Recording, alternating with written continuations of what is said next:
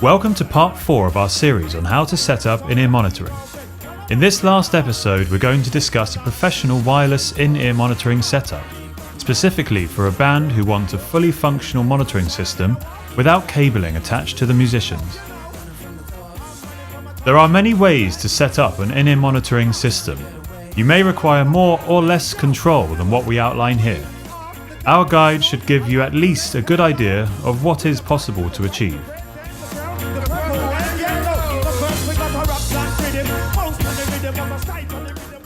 Professional wireless setup. What will I need? For this 4-band member setup, you will need a rack-mounted microphone splitter.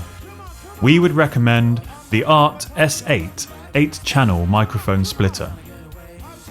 4 Sennheiser EW300 IEM G3 GB wireless in-ear monitor systems. These include the transmitter and the body pack receiver. A monitor mixing desk. We would recommend the PV F2 16-channel mixing desk. 3 direct injection boxes, also known as DIs. We would recommend a Samson S direct DI box.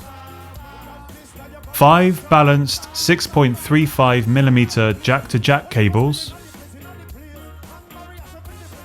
3 6.35mm jack-to-jack patch cables, 50cm in length.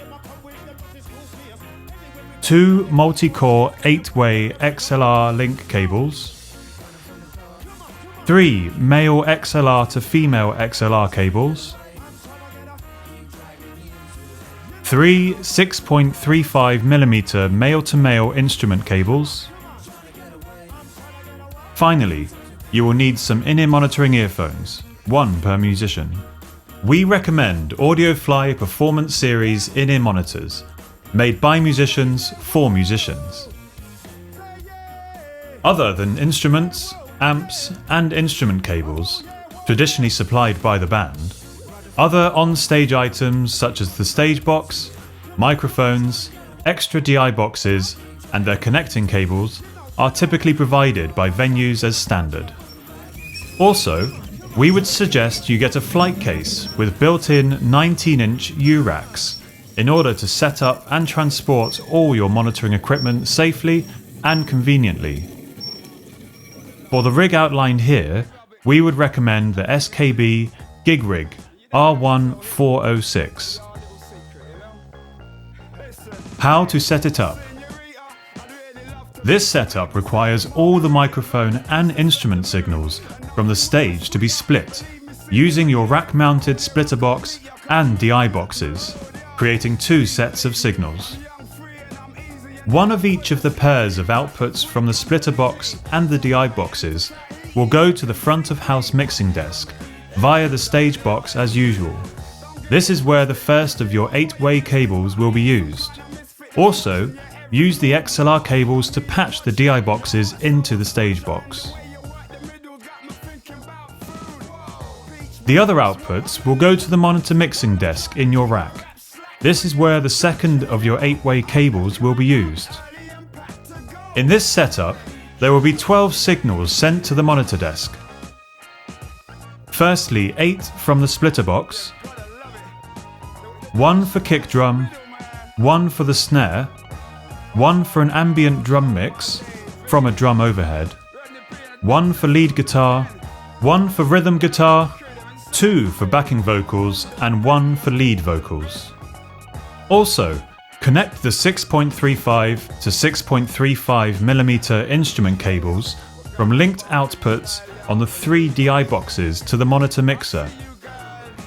For this setup, there are 3, 1 for keyboard, 1 for the bass, and 1 for an electronic instrument, in this case a Roland SPD. Connect a final mic directly to the monitoring mixing desk, bypassing the mic splitter. This is the ambient mic, to add general sound from the room into the monitoring mix if required. Now all the instruments are connected to the monitoring desk, you need to send the mix signals to the wireless transmitters. Use the 4 balanced 6.35mm jack-to-jack cables from the 4 auxiliary send outputs on the monitoring desk, inserting the other ends into the Sennheiser EW300 IEM G3 transmitter right channel input. These will be the individual mixes for each of the 4 band members. Now send the main mix from the desk to the left input on the back of the first EW300 IEM G3 transmitter using a balanced 6.35mm jack-to-jack cable. You can then use patch leads from the left loop output on each of the transmitter units to feed the next left input, giving each wireless transmitter the same mix in the left channel. This will be the general mix that each musician hears, as well as the instruments they want to hear louder contained within their individual mixes.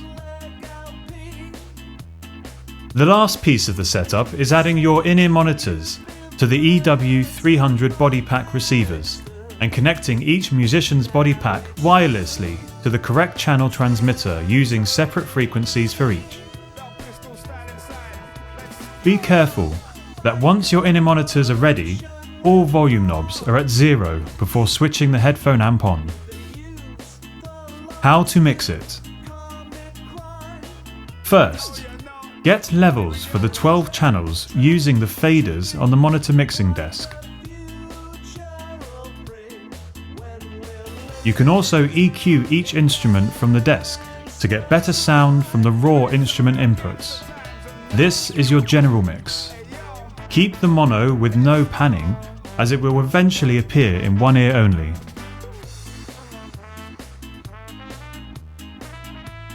Next, create each individual band member's mix, turning up their assigned auxiliary send number on each channel according to how much volume they would like from each instrument. You can add effects to each instrument channel by assigning auxiliaries 5 and 6 on the monitor mixing desk as effects channels.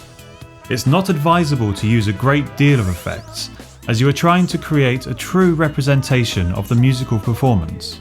However, a little reverb may actually help a dry instrument feel a bit more realistic.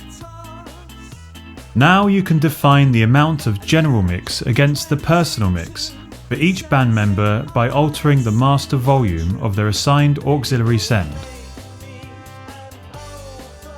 If the general mix is too loud against the auxiliary master volume, you can turn up the auxiliary master on the mixing desk to get the right blend of the two mixes. More of the personal mix will result in less effects from the main mix. Guitarists can add the body pack receiver to their guitar strap. Another idea is add the body pack to a belt or belt loop. That was our guide on how to build a professional wireless in-ear monitor setup. Find more information on Audiofly in-ear monitors and monitoring setups in the description below.